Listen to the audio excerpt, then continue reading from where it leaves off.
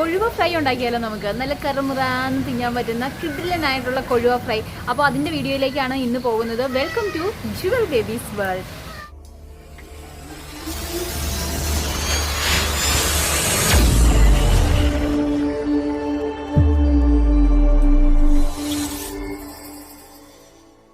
നമ്മുടെ എല്ലാം ഫേവറേറ്റ് ആയിട്ടുള്ള മീനാണ് കൊഴുവ അല്ലെങ്കിൽ നത്തോലി അല്ലേ. അപ്പോൾ നത്തോലി വെച്ചിട്ടാണ് ഇന്നത്തെ നമ്മുടെ റെസിപ്പി. മിക്കവരും ചെയ്യുന്നതായിരിക്കും, പക്ഷേ ഈ സ്റ്റൈലിലാണോ നിങ്ങൾ ചെയ്യുന്നതെന്ന് നോക്കിക്കോളൂ കേട്ടോ.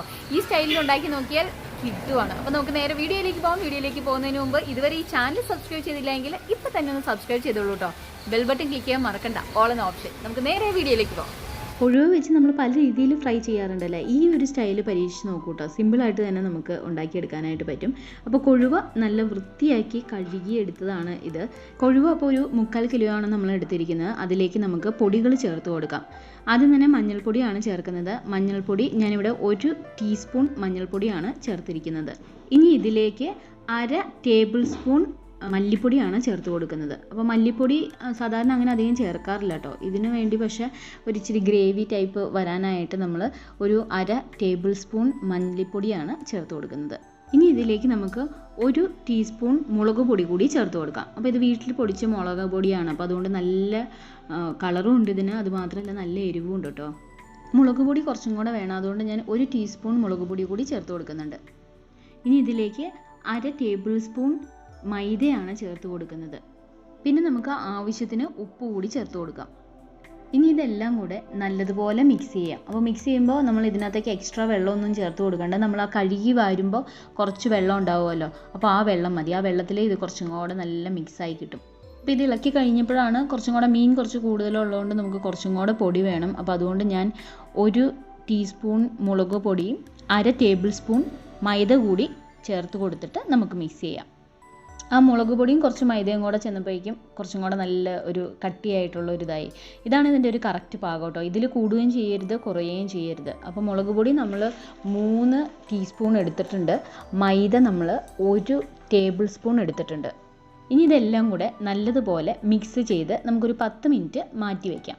10 മിനിറ്റ് വെച്ചതിന് ശേഷം നമുക്കിതിൻ്റെ ടേസ്റ്റ് ഒന്നും കൂടെ ഒന്ന് നോക്കാം കേട്ടോ. ഉപ്പ് എന്തെങ്കിലും കുറവുണ്ടോ എന്ന് നോക്കാം. ഉണ്ടെങ്കിൽ നമുക്ക് ചേർത്ത് കൊടുക്കാം. ഉപ്പും മുളകും എല്ലാം കറക്റ്റ് പാകമാണെങ്കിൽ നമുക്കിത് സ്റ്റൗവിലേക്ക് ഒരു പാൻ വയ്ക്കാം. പാനിലേക്ക് ഞാനിവിടെ സൺഫ്ലവർ ഓയിലാണ് കേട്ടോ ഒഴിച്ചു കൊടുക്കുന്നത്. നിങ്ങൾക്ക് വെളിച്ചെണ്ണയോ ഏത് ഓയിൽ വേണമെങ്കിലും ഒഴിച്ചു കൊടുക്കാം. അപ്പോൾ വെളിച്ചെണ്ണ അല്ലെങ്കിൽ സൺഫ്ലവർ ഓയിൽ അത് നല്ലതുപോലെ ചൂടായി വരട്ടെ.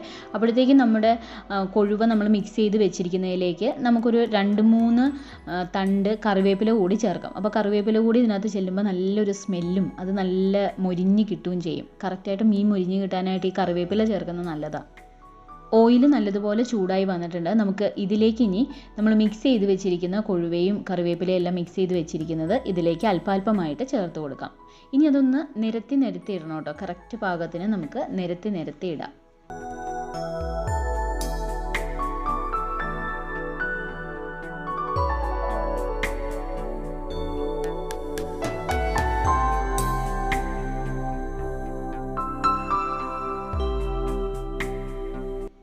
ഒരു വശം മൊരിഞ്ഞു കഴിയുമ്പോൾ നമുക്ക് അടുത്ത വശം കൂടി മറിച്ചിടാം.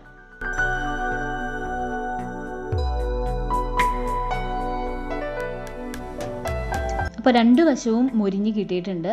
നല്ല അടിപൊളിയായിട്ട് നല്ല കറുമുറ കഴിക്കാം നമുക്ക്. അപ്പോൾ നമുക്കിനി ഇത് ഓരോ പാത്രത്തിലേക്ക് മാറ്റാം.